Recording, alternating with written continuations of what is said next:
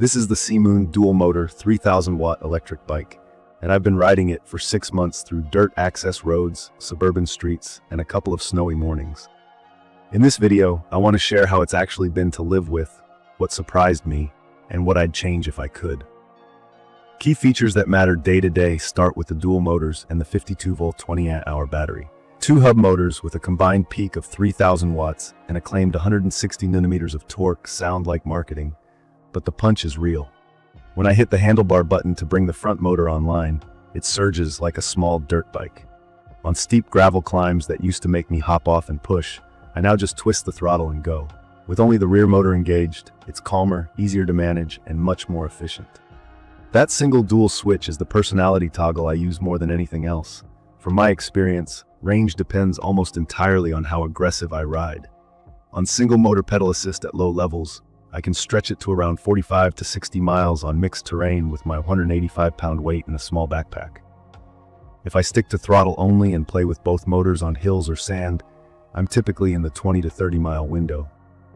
That's still a good day out, but it's nowhere near the optimistic top number you'll see in the listings. The battery is removable and lockable, and I charge it indoors. The included 2-amp charger takes me roughly 8 to 10 hours from low to full, so I treat it like an overnight reset. After roughly 45 to 50 charge cycles, I haven't noticed a dramatic drop in capacity, maybe a little sag in cold weather, which is normal for lithium packs. Braking has been solid. Dual hydraulic discs were non-negotiable for me on a bike that can hit 36 to 38 miles per hour on flat ground with both motors.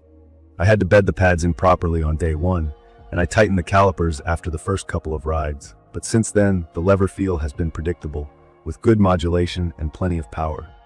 I rotated in one of the spare pad sets around the 3-month mark after a muddy month, and they were easy to swap. The suspension is a big part of why this thing is fun off pavement. The fork isn't a boutique unit and the rear isn't a true linkage shock, but with the 2 fork legs, the 2 seat springs, and those 26x4 no tires at the right pressure, it takes the sting out of potholes, ruts, and washboards. I run the tires at 12 to 15 psi off-road for grip and float over sand, and bump them to around 18 to 20 psi for pavement to keep rolling resistance reasonable. It's not a nimble city whip, it's a comfy planted cruiser that eats rough surfaces. I like the step-thru frame more than I expected. It makes it easier to hop on and off when I'm loaded with a grocery bag on the rear rack. The adjustable stem and the quick-release seat post help dial in a neutral position. I'm 5'11", and the reach works for me, upright and relaxed without feeling cramped. The saddle is wider and cushier than a performance seat. For long fire road slogs, that's a win. For technical single track, the whole bike is a bit much. It's wide, it's heavy, around the 90-pound ballpark, and it has a long turning radius. It's better as an all-terrain mule than a tight trail dancer. The controls are straightforward.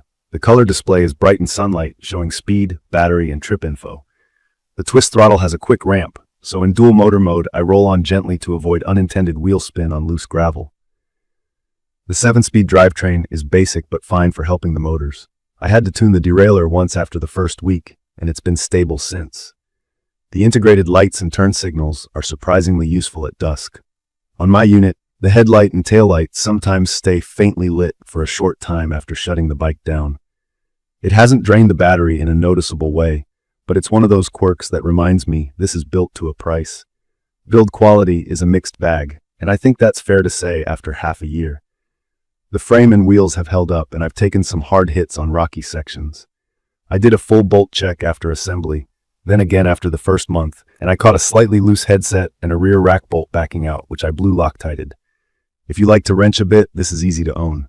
If you want to never touch a tool, you might get frustrated. The included kit, phone mount, lock, pump, spare tube, extra pads, was actually helpful.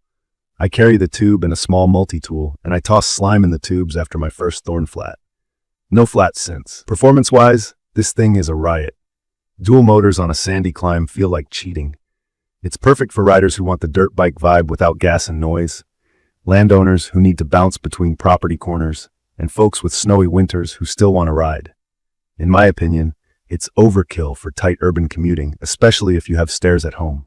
Hauling a 90-pound bike up a walk-up is not fun. It's also not the easiest choice for brand new riders. The power is real, and the first time the torque hits, you need to be ready.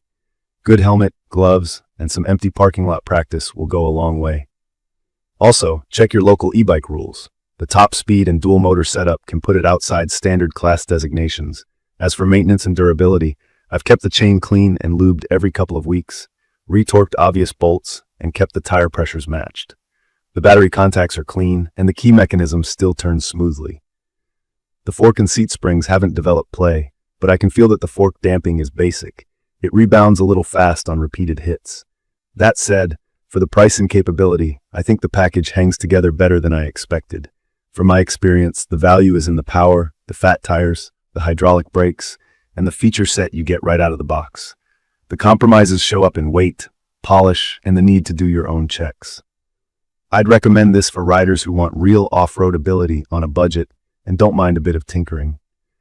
It's not what I'd hand to a total beginner or someone who wants a featherweight commuter. In conclusion, this is a rugged, torque-rich e-bike that opens up terrain I wouldn't touch on a typical commuter. It cruises comfortably, hauls cargo without complaint, and storms up ugly hills that used to be a hike-a-bike. It's heavy, it's not refined like a premium brand, and it demands some respect and maintenance. But when I hit that dual motor button and the trail turns steep and loose, it delivers the grin I bought it for. I will leave all the information about the Seemoon Dual Motor 3000W electric bike in the comments. I hope to see you again in the following videos.